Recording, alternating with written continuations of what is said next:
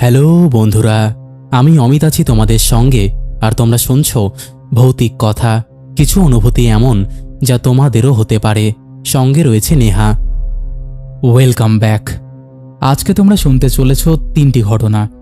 প্রথমটা একটা তোমাদের ফেভারিট রেল লাইনকে কেন্দ্র করে, দ্বিতীয়টা একটা বাগানের ঘটনা বলতে পারো, আমপাড়াকে কেন্দ্র করে একটা ভাগাড়ের ঘটনা বলতে পারো, তৃতীয়টা একজনের মারা যাওয়ার পর তাকে দেখাকে কেন্দ্র করে।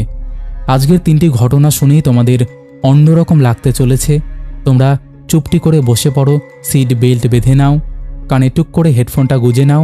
আমরা পাড়ি দিতে চলেছি ভূতের রাজ্যে, যে রাজ্যে পাড়ি দিতে গেলে অবশ্যই টুক করে কানে হেডফোনটা গুজে নিতে হবে। আশা করছি গুজে নিয়েছ। চলো এবার আমরা পাড়ি দিই ভূতের রাজ্যে। নমস্কার অমিতদা, আমার নাম পায়েল। আমি তোমার চ্যানেলের বেশ কয়েক বছরের পুরনো শ্রোতা, কিন্তু কোনোদিনও তোমাকে ঘটনা পাঠাইনি, কারণ আমার কাছে সেরকম স্টকে ভালো কোনো ঘটনা ছিল না। কিন্তু আজকে আমি আমার বড় ভাইয়ের সাথে যে ঘটনাটি ঘটেছিল সেই ঘটনাটি তোমার সাথে শেয়ার করতে চাই। আশা করি তোমার ঘটনাটি ভালো লাগবে, এবং যদি ভালো লাগে তুমি তোমার চ্যানেলে সম্প্রচার করো।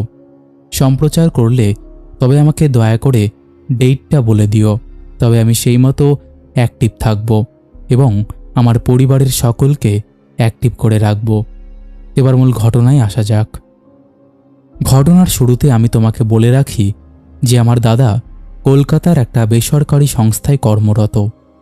তার কাজ থেকে বাড়ি ফিরতে ফিরতে মোটামুটি রাত 11টা থেকে 12টার কাছাকাছি বেজে যেত। তোমাকে একটা কথা বলতে ভুলে গিয়েছি, আমার বাড়ি নৈহাটিতে। আমার বাড়িতে আমি, মা, বাবা এবং আমার দাদা থাকি। সেদিনও আর 5টা দিনের মতোই আমার দাদা অফিস থেকে বাড়ি ফিরছিল। এখানে আরেকটা কথা বলে রাখি, দাদা যখন অফিস থেকে বেরোই তখন আমাকে আর মাকে ফোন করে বলে দেয় যে অফিস থেকে বেরিয়ে গেছে। এছাড়া সে ট্রেনে উঠলে এবং ট্রেন থেকে নামলেও একবার ফোন করে দেয়, যাতে আমরা কেউ চিন্তা না করি। দাদা সেদিনকার মতো ওই দিনে অফিস থেকে বেরিয়ে স্টেশন থেকে নেমে ফোন করেছিল। দাদার গলার আওয়াজে দাদাকে একদম নর্মাল বলেই মনে হচ্ছিল, যেরকমটা আর 5টা দিন লাগে। দাদা যখন ফোন করে তখন মোটামুটি রাত 11টার কাছাকাছি, কিন্তু এর প্রায় 2 ঘন্টা কেটে গেলেও দাদা বাড়িতে ফেরেনি। আমরা প্রচণ্ডভাবে চিন্তিত দাদার জন্য। মা রাস্তার আশেপাশে দেখতে থাকে এবং বাবা যায় তার পাশের বাড়ির 2টো বন্ধুর সাথে স্টেশনের দিকে খুঁজতে। প্রথমে তারা পুরো স্টেশন খুঁজেও দাদাকে পায় না, কিন্তু স্টেশনের একদম শেষ মাথায় আশ্চর্যজনকভাবে দাদাকে দাঁড়িয়ে থাকতে দেখে তারা। এইটা দেখে তারা এগিয়ে যায়। সবাই দেখতে পায় দাদা একদিকে তাকিয়ে আছে, তার চোখের পাতা পর্যন্ত নড়ছিল না। বাবা এবং বাবার বন্ধুরা তার গায়ে হাত দিয়ে জোরে ধাক্কা দিতেই সে অজ্ঞান হয়ে যায়। এরপর তাকে কোনোরকমভাবে ধরাধরি করে বাড়িতে নিয়ে আসা হয়। আমাদের বাড়ি স্টেশন থেকে মোটামুটি 10 মিনিট মতো দূরত্বে, তাই জন্য বাড়িতে আসতে কোনোরকম সমস্যা হয়নি। সেদিনের মতো দাদা ঘুম থেকে উঠে সকালবেলা একদম সাধারণভাবেই চলাফেরা করছিল, আর তাকে কেউ কিছু জিজ্ঞেস করেনি। কিন্তু আমি প্রচণ্ড কৌতূহলী হয়েছিলাম। এক পর্যায়ে আমি দাদাকে জিজ্ঞেস করতেও গিয়েছিলাম যে সে কেন ওইভাবে সেদিকে তাকিয়ে দাঁড়িয়েছিল, কিন্তু মায়ের ইশারায় আমি কিছু বলিনি, কথা ঘুরিয়ে দিয়েছিলাম। তো সেই মতো দাদা পরের দিন অফিসে যায় এবং একইভাবে ট্রেন থেকে নেমে ফোন করার পরেও বাড়ি ফেরে না। আবারও বাবা এবং তার বন্ধুরা মিলে দাদাভাইকে খুঁজতে বেরোলে সেই একই জায়গায় দাদাকে একইভাবে দাঁড়িয়ে থাকতে দেখে এবং একই দিকে তাকিয়ে থাকতে দেখে। আবার ওর গায়ে হাত দেয় এবং সে পুনরায় অজ্ঞান হয়ে যায়। আবারও তাকে রীতিমতো বাড়িতে আনা হয়। পরের দিন সকালবেলা বাবা মা ঠিক করে যে দাদাকে এবার জিজ্ঞাসা করতেই হবে, কারণ এরকম ঘটনা একদমই নর্মাল না। তো যথারীতি দাদাকে বাবা মা জিজ্ঞেস করাতে তারা রীতিমতো অবাক। সে বলে, কই, আমি তো স্টেশন থেকে নেমে ফোন করলাম। এরপর কি হয়েছে আমার তো মনে নেই, আমি কখনই বা খেয়ে দিয়ে ঘুমোলাম। আমার তো মনে পড়ছে যে আমি স্টেশন থেকে নেমে ফোন করলাম, তারপর আমি ঘুম থেকে জেগে উঠলাম।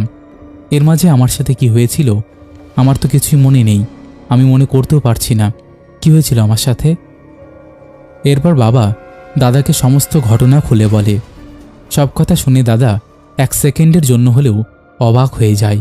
সে বলে, সত্যি? কিন্তু আমার তো কিছু মনে পড়ছে না। মা সেদিন আর দাদাকে অফিসে যেতে দেয় না। সেদিন রাত 11:30টার মধ্যে আমরা খাওয়া দাওয়া করে নিই, যেহেতু দাদা বাড়িতেই ছিল। তাই জন্য দীর্ঘদিন বাদে আমরা একসাথে খুব তাড়াতাড়ি খাওয়া দাওয়া করে নিই। আমরা গল্প করতে আরম্ভ করি। গল্প করতে করতে 12:30টার মতো বেজে যায়।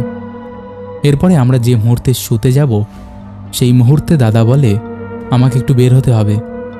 এই বলে সে বাড়ি থেকে হন হন করে বেরিয়ে গেল। আশ্চর্যের বিষয় হলো, গেটে তো তালা মারা ছিল, তাহলে দাদা গেটের তালা খুলে গেল কি করে? বাবা মা এই দেখে তো আশ্চর্য হয়ে হা করে তাকিয়ে থাকলো। যখন আমাদের 3 জনের সম্বিত ফিরল, তখনই বাবা মা এবং আমি ছুটলাম সেই রেল লাইনের দিকে। দেখি দাদা সেইখানে গিয়ে একইভাবে তাকিয়ে রয়েছে। আবার স্পর্শ করাতে সে আবার সেখানে অজ্ঞান হয়ে পড়ে যায়। তাকে আবার ধরাধরি করে কোনো রকমে বাড়িতে নিয়ে আসা হয়। সেদিন রাত থেকে শুরু হয় আসল ঘটনা। দাদা প্রায় সারা রাতই চিৎকার করছিল আর বলছিল, আমি রেল লাইনে যাব, আমাকে লাইনে যেতে দাও, আমি বাড়িতে থাকতে পারছি না, আমার সর্বাঙ্গ জ্বালাপোড়া করছে, যেতে দাও আমাকে, আমাকে আটকালে তোমাদের ক্ষতি হবে। সারা রাত বাবা বজরাংবলীর নাম নিতে থাকে। সকাল হতেই দাদা আস্তে আস্তে শান্ত হয়ে ঘুমিয়ে পড়ে। মা বাবা ঠিক করে যে আর বসে থাকা চলবে না, এবারে কিছু একটা করতেই হবে। তারা ঠিক করে আমার মামার বাড়ির এলাকায় একজন ওঝার কাছে যাবে, কারণ এটা মোটেই স্বাভাবিক জিনিস না। আমার দাদা কোনোদিনই মা বাবার সাথে তুই তুকারি করে কথা বলেনি, আর বলবেই বা কেন? দাদা ঘুমের মধ্যেই বলছিল, আমাকে নিয়ে যাস না, আমাকে নিয়ে গেলে তোদেরই ক্ষতি হবে। বাবা আবারও বজরাংবলীর নাম নিতে থাকে এবং যার কাছে যায় সেখানে পৌঁছে গেলে ভদ্রলোক বলেন, আর দেরি করলে তোদের ছেলেকে আর রক্ষা করতে পারতাম না, নিয়ে এসেছিস, ভালো করেছিস। এটা বলতেই দাদাকে, অর্থাৎ যে বিকৃত গলায় কথা বলছিল সেই ভদ্রলোক দাদাকে উদ্দেশ্য করে বলে, কেন কেন এই নিষ্পাপ ছেলেটাকে বিরক্ত করছিস? এরা তো তোর কোনো ক্ষতি করেনি। দেখলাম দাদার মধ্যে কেমন একটু আলোড়নের সৃষ্টি হলো, অর্থাৎ সে নড়ে চড়ে বসলো কিছু একটা বলার জন্য। এরপর দাদা কিছু একটা বলে, যেটা আমরা কেউ শুনতে পাইনি বা বুঝতে পারিনি। একটা সময় পর দাদা থামে। মা এবং বাবা একই সাথেই প্রায় জিজ্ঞেস করেন যে কি হয়েছে ওর। তখন ওই ভদ্রলোক বলেন, আপনারা আজকে বাড়ি চলে যান। আজ রাত্রিবেলায় আপনারা দুজনে মিলে একই স্বপ্ন দেখবেন এবং সেই স্বপ্নেই আপনারা উত্তর পাবেন যে কেন এই ঘটনাগুলো হচ্ছে বা কেন এগুলো হয়েছে। যথারীতি তারা রাতে ঘুমাতে যায় এবং প্রায় দুজনে একসাথে স্বপ্নে দেখে দাদা ট্রেন থেকে নামছে এবং মাকে ফোন করে দিয়েছে। স্টেশন থেকে বেরিয়ে ট্রেন লাইনের রাস্তা ধরে 10 নম্বর অটো স্ট্যান্ডের দিকে যাবে বলে এগিয়েছে। এমন সময় দাদা একদিকে তাকায়। সেটা ছিল নৈহাটি স্টেশনের উল্টো দিকের একটা কেবিন, আর তার পাশে জঙ্গলে ভর্তি একটা জায়গা। দাদা দেখে যে কয়েকটা বাচ্চা সেই কেবিনের ছাদ থেকে নিচে নামছে আর আবার হাওয়ায় ভর করে ওপরে উঠছে। এরপর তারা দেখে দাদা স্টেশন থেকে নামছে, আবার ওই দিকে তাকাচ্ছে। ওই দিন সে দেখেছে যে একটা মেয়ে সে আগের দিনের বাচ্চাগুলোকে ধরে নিয়ে ছুঁড়ে রেল লাইনের মধ্যে ফেলে দিল, আর বাচ্চাগুলো কয়েক খণ্ডে খণ্ডিত হয়ে গেল। আবার সিন চেঞ্জ হয়ে যাচ্ছে, আর তারা দেখছে যে দাদা কোথায় থেকে রেল লাইনের মধ্যে চলে আসলো আর ওই দিকে তাকালো। সেই সময় দেখতে পাচ্ছে যে বাচ্চাগুলো আর মেয়েটি দাদার দিকে এগিয়ে আসছে আর হাসছে। এ কথাতে দুজনের ঘুম ভেঙে যায়। ভাঙার পর তারা বুঝতে পারে প্রথম রাতে সেদিন শুধু বাচ্চাগুলোকে তারা খেলতে দেখেছিল। যেদিন প্রথম ঘটনাটি ঘটেছিল, অর্থাৎ দাদা প্রথম দিন বাড়িতে ফিরতে দেরি করেছিল এবং বাবারা গিয়ে ওখানে দাঁড়িয়ে থাকতে দেখেছিল দাদাদেরকে। দ্বিতীয় দিন সে দেখে মেয়েটিকে বাচ্চাগুলোকে ছুঁড়ে ফেলতে। আর তৃতীয় দিন, অর্থাৎ যেদিন দাদাকে বাবা মা অফিসে যেতে দেয়নি, সেদিন সে দেখে মেয়েটা এবং বাচ্চাগুলো তার দিকে এগিয়ে আসছে। এরপর সেই ভদ্রলোকের কাছে বাবা মা পুনরায় গিয়েছিল যে কেন ঘটনাগুলি ঘটেছে এবং সে মেয়েটি বা কে। কিন্তু সে কোনো উত্তর দেয়নি। সে শুধু বলেছিল, তোর ছেলে সুস্থ হয়ে গেছে, এইটুকুতেই তোরা সন্তুষ্ট থাক। আর কোনোদিনও তোর ছেলেকে ওই রেল লাইনের পাশে একা একা যেতে বারণ করবি, এটুকু মনে রাখবি, না হলে কিন্তু প্রচুর সমস্যা হয়ে যাবে পরে। তো দাদা, এটুকুই ছিল আজকের ঘটনা। আশা করছি ঘটনাটি তোমাদের ভালো লেগেছে। ভুল ত্রুটি হলে তুমি তোমার মতো করে সাজিয়ে গুছিয়ে নিও। ইতি পায়েল। তো বন্ধুরা, এই ছিল রেল লাইনের একটা ইউনিক ঘটনা। আশা করছি এই ঘটনাটি তোমাদের ভালো লেগেছে। কেমন লেগেছে তোমরা অবশ্যই সেটা কমেন্ট করে জানিয়ে দিও। তোমাদের মধ্যে কেউ যদি এরকম ঘটনা শেয়ার করতে চাও তাহলে অবশ্যই আমাদের সাথে কন্ট্যাক্ট করতে পারো। আমাদের সাথে কন্ট্যাক্ট করা একদম ইজি। আমাদের হোয়াটসঅ্যাপ নাম্বার থেকে শুরু করে সমস্ত সোশ্যাল মিডিয়ার লিংক তোমরা ডেসক্রিপশন সেকশনে পেয়ে যাবে। তোর দেরি কিসের, তাড়াতাড়ি কন্ট্যাক্ট করে নাও। আর একটা কথা মনে রাখবে, ভৌতিক কথা কিন্তু কোনো রকম অন্ধবিশ্বাস, কুসংস্কার বা কোনো রকম নেগেটিভিটিকে প্রচার করে না। ভৌতিক কথার কাজ শুধুমাত্র মানুষের জীবনে ঘটে যাওয়া ঘটনা সবার সামনে তুলে ধরা, নচেত আর কোনো উদ্দেশ্য নেই। তো আর কথা বাড়াচ্ছি না, এবার আমরা শুরু করছি পরের ঘটনা। প্রিয় অমিতদা, আমি প্রসেনজিৎ দাস। আমার বাড়ি বামনগাছি স্টেশনে। আমিও আমার মা দুজনেই তোমার কণ্ঠের বড় ভক্ত। বিগত 6 মাসে আমি তোমার সমস্ত ঘটনা শুনে নিয়েছি।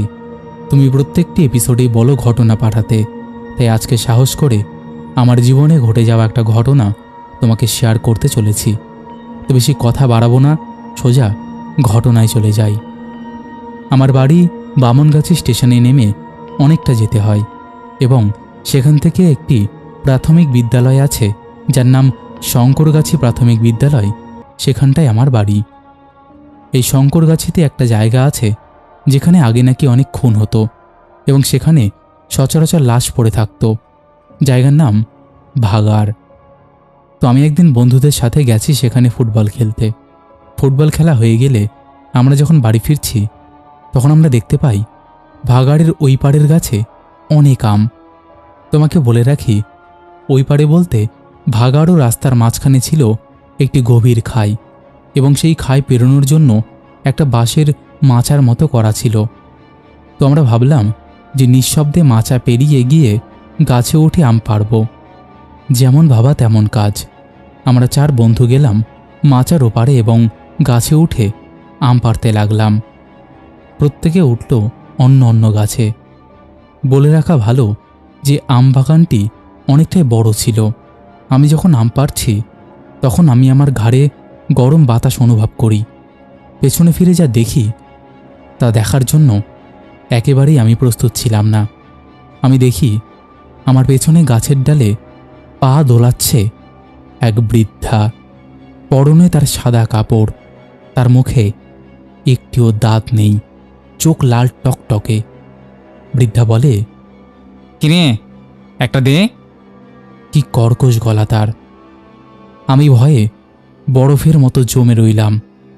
বৃদ্ধা রেগে গিয়ে বলল, কিরে দিবি না?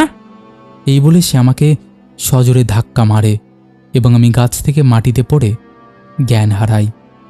যখন আমার জ্ঞান ফেরে আমি দেখি আমি শুয়ে আছি এবং আমার বাবা মা আমার পাশে বসে আছে। জানতে পারি যে আমাকে অচেতন অবস্থায় দেখে আমার বন্ধুরা আমাকে বাড়িতে নিয়ে যায়। ঘটনাটা এখানেই শেষ হলে হয়তো অনেক ভালো হতো, কিন্তু এরপর থেকে শুরু হয় আমার জীবনের সবচেয়ে ভয়ানক দিনগুলো। প্রায় সবসময় রাতে আমি ওই বৃদ্ধার স্বপ্ন দেখতাম। সে বলতো, তোকে আমি নিয়ে যাবই। এই স্বপ্ন দেখে আমি রোজ রাতেই কেঁদে কেঁদে উঠতাম। দিনের পর দিন রোগা হয়ে যাচ্ছিলাম। যতটুকু খাবার খেতাম সবই বমি হয়ে যেত। একদিনের রাতের কথা, আমরা সকলেই ঘুমোচ্ছি। হঠাৎ কেউ আমাদের জানলায় টোকা দেয়। আমি ঘুম থেকে উঠে দেখি মা বাবা ঘুমোচ্ছে। জানলায়ও আমাদের সদর দরজায় অনবরত টোকা দিচ্ছে কেউ। আমি তখন যেন কারো বশে হয়ে গেছি এবং আমি খাট থেকে নেমে সদর দরজার তালা খুলতে যাব, ঠিক এমন সময় আমার মা আমার হাত পেছন থেকে টেনে ধরে। আমার যেন জ্ঞান ফিরে আসে। এই ঘটনায় মা খুবই চিন্তিত হয়ে পড়ে এবং পরের দিনই আমাকে এক ঠাকুর বাড়িতে নিয়ে যায়। সেই পুরোহিত দাদু বলেন যে আমার উপর অশুভ শক্তির নজর লেগেছে এবং যখন আমি আম পাড়তে গিয়েছিলাম তখন আমি তার কবরের ওপর দিয়ে হেঁটে যাই, তাই সে আমার পিছু নিয়েছে। দাদা, আমি আগেই বলেছিলাম যে সেই ভাগাড়ে খুন করে সেই লাশ কবর দিয়ে দেওয়া হতো। এরপর পুরোহিত দাদু আমাকে কিছু ঝাড়ফুঁক করেন এবং মাদুলি দেন। এরপর থেকে আমার সাথে কোনো ভৌতিক ঘটনা ঘটেনি। বর্তমানে আমি ক্লাস 10-এ পড়ি। এই ঘটনা যে বছর ঘটে সে বছর আমি পড়তাম ক্লাস 7-এ। তো দাদা, এই ছিল ঘটনা। ভালো লাগলে ভৌতিক কথায় পড়ে শুনিও। আমাদের পরিবারকে ঘিরে অনেক ভৌতিক ঘটনা রয়েছে, সবগুলোই এক এক করে তোমাকে লিখে পাঠাবো। ভালো থেকো। তো বন্ধুরা, এই ছিল দ্বিতীয় ঘটনা। আজকের কিন্তু 3টে ঘটনাই একদম ইউনিক আছে। পরেরটাও একদম দারুণ ঘটনা। আশা করছি সেই ঘটনাটিও তোমাদের ভালো লাগবে। তো তোমরা এখনও যারা লাইক, কমেন্ট আর শেয়ার করোনি তারা তাড়াতাড়ি করে দাও। এই পরিবারে যারা যুক্ত হওনি তারা যুক্ত হয়ে যাও। কেউ যদি ভেবে থাকো ঘটনা পাঠাবে তারা তাড়াতাড়ি পাঠিয়ে দাও। চলো এবার আমরা শুরু করছি পরের ঘটনা। নমস্কার, আমি কলকাতার কালীঘাট থেকে ইতুপাল বলছি। আমার জীবনে একটা অভিজ্ঞতা আছে যেটা আমি তোমার সাথে শেয়ার করতে চাই। আমি তোমাকে এর আগে পাঠিয়েছিলাম ঘটনা, তুমি হয়তো কোনো কারণে সেটা শোনাওনি, তাই জন্য পুনরায় আমি একটা ঘটনা পাঠাচ্ছি।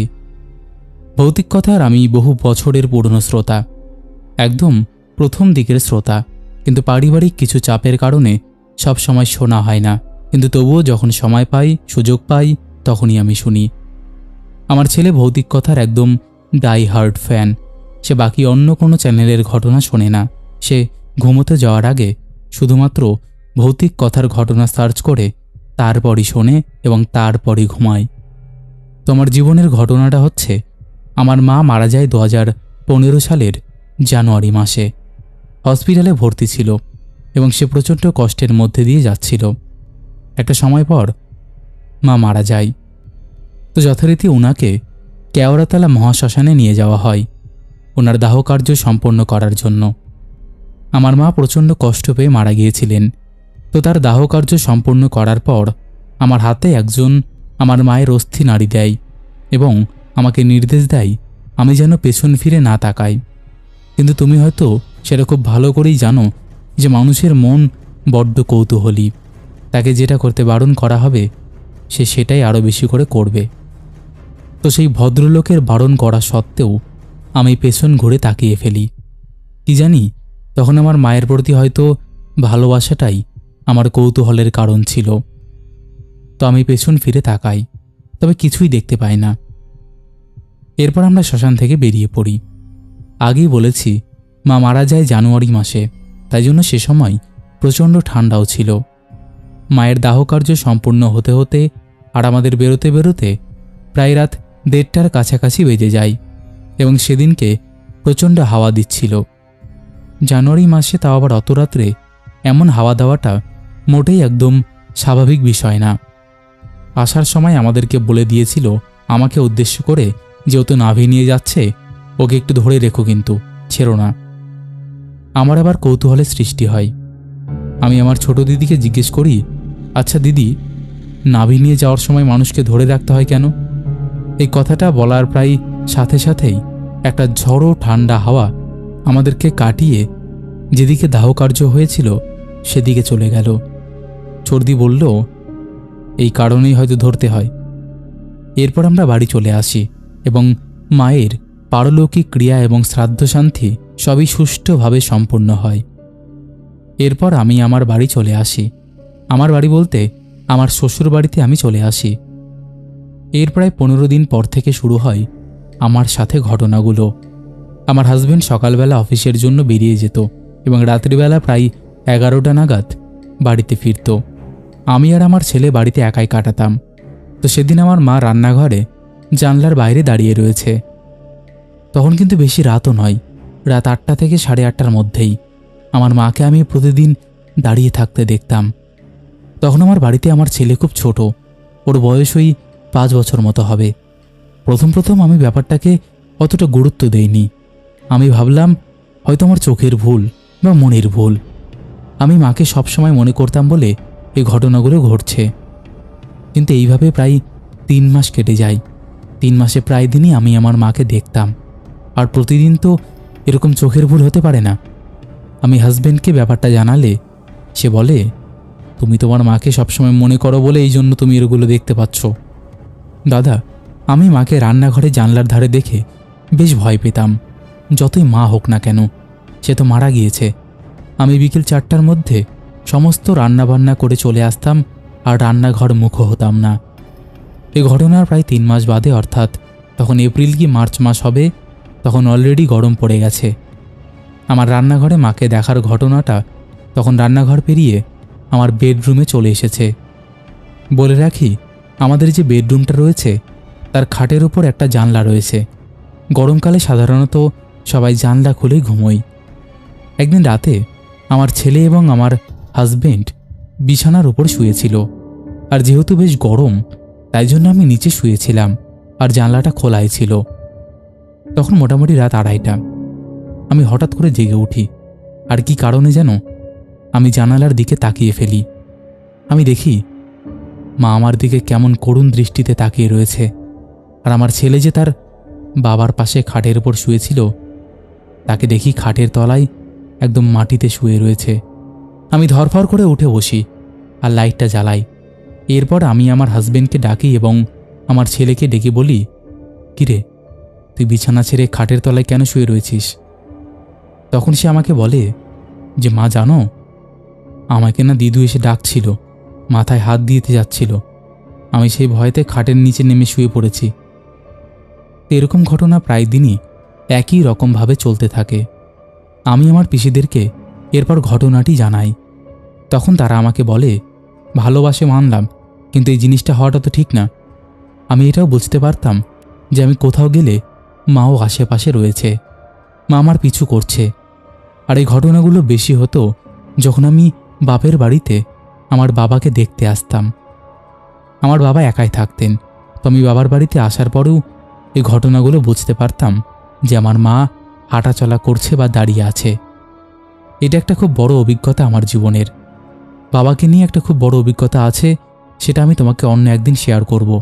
এটা আমার জীবনের একটা প্রথম অভিজ্ঞতা এবং সে অভিজ্ঞতাটা আমার এখনও হয়ে চলেছে। এখনও সেটার কোনো সুরাহা আমি পাইনি। তো আমি আমার মতো গুছিয়ে বললাম, এবার তুমি তোমার মতো করে সাজিয়ে পড়ে শুনিও। যদি মনে হয় তুমি গুছিয়ে নিয়ে এটা শোনাতে পারবে, তাহলে অবশ্যই শুনিও। আমি আশায় রইলাম যে তুমি নিশ্চয়ই দেবে। আর তুমি ভালো থেকো। আমাদের ভৌতিক কথা চ্যানেল যেন আরও বড় হয়, তুমি এরকম সত্যি ঘটনা আমাদের সবাইকে শেয়ার করে যাও, এটুকু বললাম। আর তুমি খুব ভালো থেকো। তো বন্ধুরা, এই ছিল আজকের তিনটি ঘটনা। আশা করছি 3টি ঘটনায় তোমাদের দারুণ লেগেছে। কেমন লেগেছে তোমরা অবশ্যই সেটা কমেন্ট করে জানিয়ে দিও। এখনও যারা এই পরিবারে যুক্ত হওনি, তারা যুক্ত হয়ে যেও। বেশি বেশি করে আমাদের এই পরিবারকে শেয়ার করে দিও। চলো এবার আমরা শুরু করছি শাউট আউট পর্ব। শেষের এপিসোডে ফার্স্ট কমেন্ট করেছে সোমা দাস, লিখেছে, ভাই ঘটনাগুলো খুব উত্তেজনামূলক ছিল। সেকেন্ড কমেন্ট করেছে ইউজার এক্সডি। থার্ড কমেন্ট করেছে এসকে সাব্বির। তারপরে কমেন্ট করেছে কৌশিক বিশ্বাস, শ্যামল কুমার, পঙ্কজ রয়, বিশ্বজিৎ দাস, গীতা গোস্বামী, নন্দিনী রয়, সোনে দাস, রেখা পাসমান, জয়ন্ত সরকার, সুমন দেব বর্মন, মনিকা ত্রিপুরা, রত্না রয়, সৌমিলি মণ্ডল। লিখেছে, অনেকদিন পর তোমাকে কমেন্ট করলাম, কেমন আছো? যাই হোক, ঘটনাগুলো শোনা যাক, গুড নাইট। একদম। তারপরে কমেন্ট করেছে সুকুমার হালদার, চুমকি ঘোষ, বাংলার কার্টুন, অক্ষয় অধিকারী, বিপাশা রয়। লিখেছে, লাভ ফ্রম ব্যারাকপুর দাদা, আমি আর আমার মা তোমার দেওয়া ঘটনাগুলো শুনে ঘুমোই। আমার মার নামটা নিও। আমার মার নাম মাননী। হ্যালো মাননী আন্টি। তারপরে কমেন্ট করেছে লালটু ডলুই, দীপ মণ্ডল, বৃন্দাবন ঘোষ, দীপশ্রী দাস, শঙ্কর চক্রবর্তী। লিখেছে, বৃষ্টি আসছে না কেন, ভূত দেখব কি করে? হ্যাঁ গো, সেটাই তো কথা। বিদিশা ঘোষ লিখেছে, কেমন আছো অমিত? দারুণ লাগে তোমার presentation. Lords of love from Kolkata. Thank you so much গো। তারপরে কমেন্ট করেছে তনুশ্রী, মিষ্টি পাখি, পাপিয়া দে, বিশ্বজিৎ সরকার, আশিস কোলে, রোহিত রয়, শম্পা দে, ডিজে ব্লগার অনিশ, প্রীতম, প্রেরণা, মণিদীপা রয়, সনাতন পাত্র, রাকেশ এইচডি, ইমানি দাস, পীয়ূষ পাল, অভি স্টুডিও, পাপড়ি দোলা, ইন্দ্রাণী রায় লিখেছে আমার কমেন্টসই পড়ো না অমিত, তাই একটু হলেও খারাপ লাগলো। তবে এটা ঠিক, আমি তোমার চ্যানেলে নতুন শ্রোতা। না গো, সেরকম কোনো বিষয় নেই, আমি হয়তো স্কিপ করে গেছি, মানে চোখে পড়েনি গো, ওরম কোনো বিষয় নেই, নতুন পুরনো কি আছে। তারপরে কমেন্ট করেছে কাকুলি সর্দার, অয়ন হালদার, সঙ্গীতা ডলুই, সব্যসাচী চক্রবর্তী, বিজয় সরকার, অঞ্জলি মণ্ডল, সঙ্গমিত্র শর্টস, কবিতা, সুনীল সিং, রিঙ্কু চৌধুরী, এরকম অসংখ্য প্রিয় মানুষেরা আমাদের শেষের এপিসোডে কমেন্ট করেছে, যাদের কমেন্ট আমি আর চাইলেও পড়তে পারছি না। তো আজকের মতন এখানেই শেষ করছি, আবার দেখা হবে নতুন কোনো ঘটনা নিয়ে।